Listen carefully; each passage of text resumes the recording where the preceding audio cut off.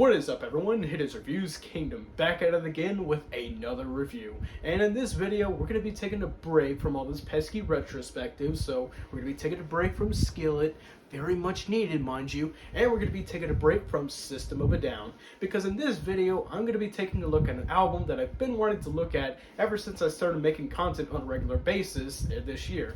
And that album in particular is Audioslave by Audioslave. Yeah, I've been meaning to talk about this album for quite some time now. I've been writing a script for it for quite some time, but I just never got around to doing it because I've been doing other reviews. But now I'm finally here to rectify the mistake, and I'm here to be reviewing Audioslave's self-titled record. So, without further ado, let's start this review. But, of course, before we start this video, we gotta go into history because, of course, I feel like we need to go over some history before we learn how we got to this album. So, yeah, I know, it's kind of boring, but at the same time, it's kind of needed. So, yeah, without further ado, let's just get into the history of Audioslave, shall we? So if you were around in the 90s, there was a chance you might have heard of a little band called Soundgarden. You know, Black Hole Sun, Bad Motorfinger, Super Unknown, you know, the basics. They were pretty big in the 90s and in the grunge scene and popular music as a whole, with two of their biggest albums coming out in the 90s. Those albums were Bad Motorfinger and Super Unknown, with one of them including their biggest hit yet, Black Hole Sun. And also, if you're around in the 90s, then chances are you also heard of a band called Rage Against the Machine. You know, Bulls on Parade, the Battle of Los Angeles, and so on and so forth. They were just as big as Soundgarden, with Rage Against the Machine hitting radios with a heavy-hitting style of rap rock that profoundly demonstrated Rage's frustrations and anger towards the system. Now, you may be asking yourself, what the hell do these two have to do in common, especially considering both come from different musical backgrounds? Well, allow me to explain how Audioslave was formed. You see, somewhere in the year 2000, Rage Against the Machine broke up, and coincidentally, Chris Cornell, the lead singer of Soundgarden and Audioslave, temporarily left Soundgarden to pursue another project, and it would be by chance that the three members from Rage Against the Machine happened to join forces on this project. Those three members were Tom Morello, who was the guitarist, Tom Comerford, the bass and backing vocalist, and Brad Wilk, who played the drums. The four members formed the band in 2001 by the name of Audioslave, and from there in 2002, that's how we got the album we are talking about today. If you want to look more into the history of how the band got together, I highly recommend you check out this YouTube video by Raw Music TV.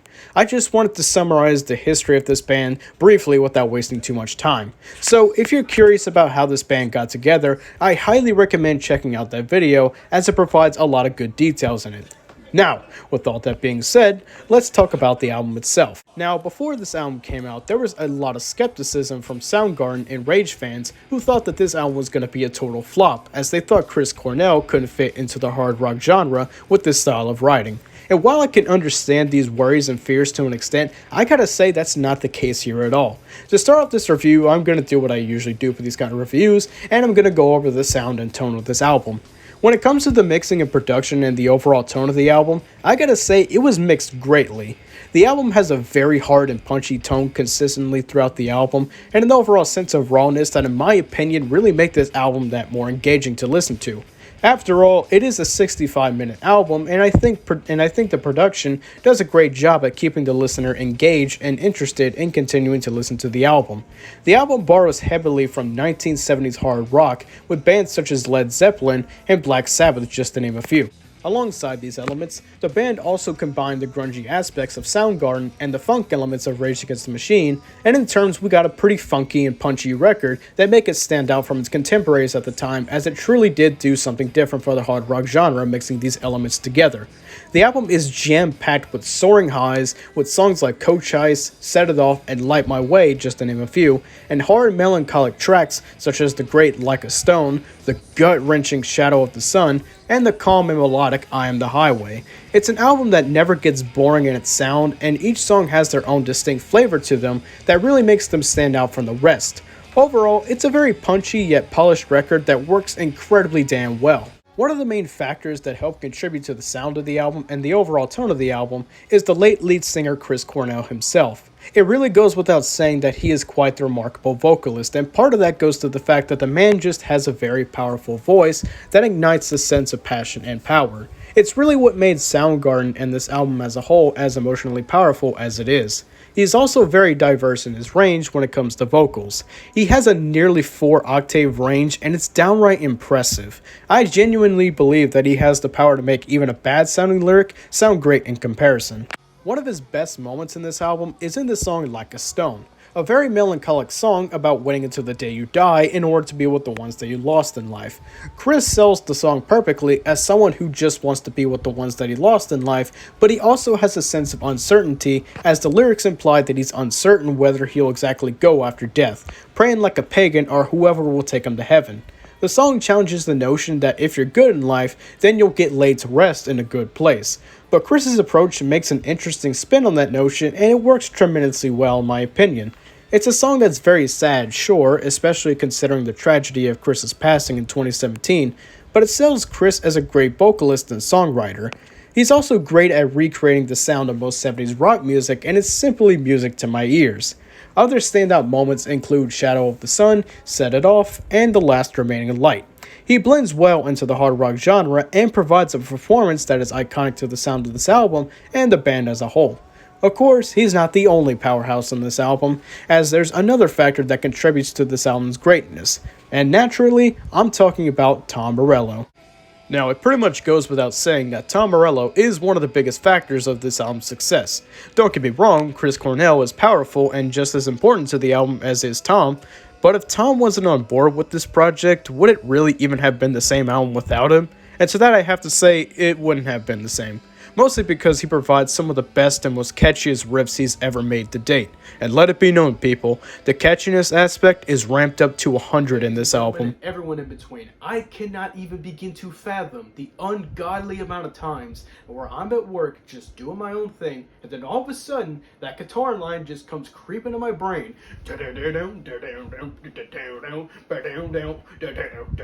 It's like this album is ingrained in my brain. Some might find that concerning, but at the same time, I actually kind of think it's a W in my book. And it demonstrates that this album is just catchy as hell. It is maddeningly catchy. And, some people might find that a bad thing, saying like, oh my god, this song is such an earworm. But with Tom Morello's guitars on this album, actually, I think it works for the best in my opinion, It's catchy in the best way possible, and, well, that's all I gotta say about that. And, well, yeah, now the guitar line's stuck in my head again, so, well, there's that. But with the catchiness aside, what else does Tom Morello bring to the table? For one thing, I really think that his guitar solos breathe life on this album on a whole new level. Tom Morello is definitely no stranger to the more funkier and playful sounding riffs, and that is present throughout the album. And to be quite frank with you, it really shouldn't work as well as it does.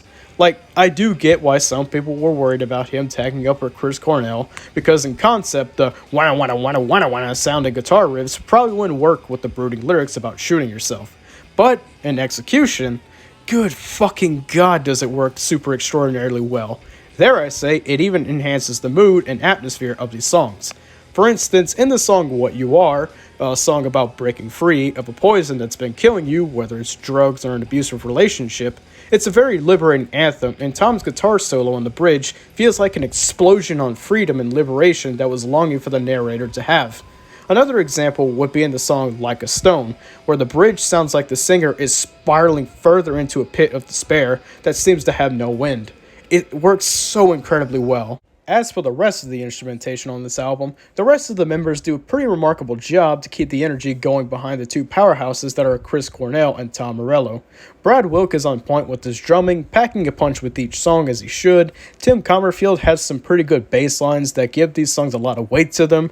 And in saying that, the bass makes these songs feel a lot more rougher and grittier, which in my opinion works well with the pretty powerful and impactful lyrics. It also helps give the album a gritty feel because the album is dealing with dark and heavy subject matter through its lyrics.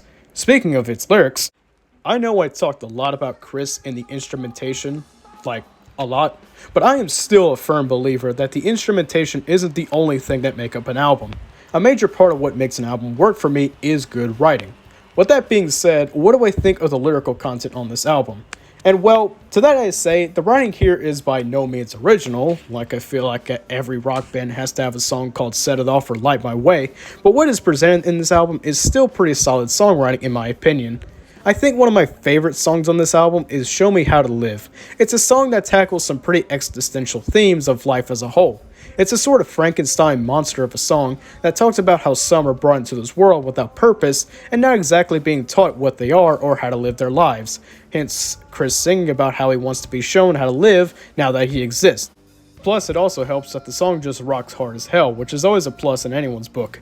I already went on about Like a Stone earlier in this video, but just to briefly summarize, it's a very melancholic track about waiting for the embrace of death, and I feel like it's written greatly and interestingly as there are layers to the song and so much nuance to the embrace of death and the uncertainty that comes along with it. It's just such a good track. The melancholic nature is ever so present in the writing of this record, and it's even more heart-wrenching with the passing of Chris Cornell. But it's not too overbearing, as there are glimmers of hope sprinkled out throughout the record. But man, does it hit like a freight train. And that's what makes this album so damn impactful. It's that the lyrics are so packed with so much care and attention to detail, it's hard not to love it. So what do I think of Audioslave's self-titled record? And well, I gotta say, this is a pretty damn remarkable album, all things considered.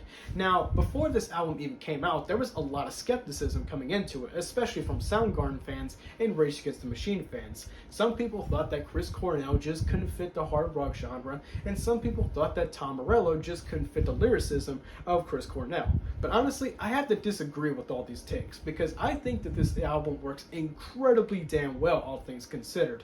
Chris Cornell as a vocalist just sells each song that he's on through and through the entire album. He makes even a bad sounding lyric sound great in comparison. It cannot be understated how great Chris Cornell is at his craft and how tailor-made he was for this kind of album.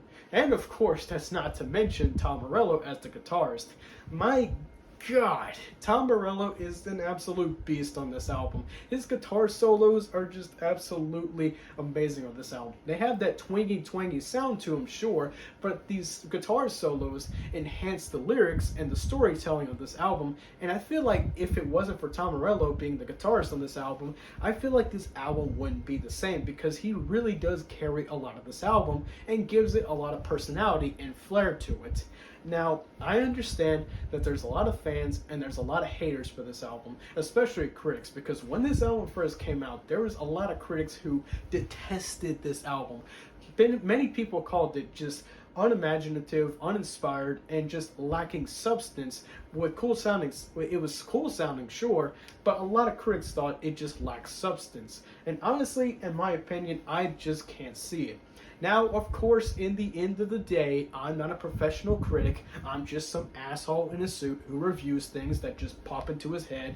But if you want my honest recommendation, if you're taking my recommendation seriously, I seriously recommend that you check out this album. It's just a great hard rock album, and it's really one of the most remarkable hard rock albums, especially for its time. And look, I may be wrong, you may not want to take my opinion seriously, but at the same time, I seriously recommend you listen to this record, because like I said before, there are a lot of fans and a lot of haters for this album, but honestly, I feel like you should check this album out and form your own opinion on this record.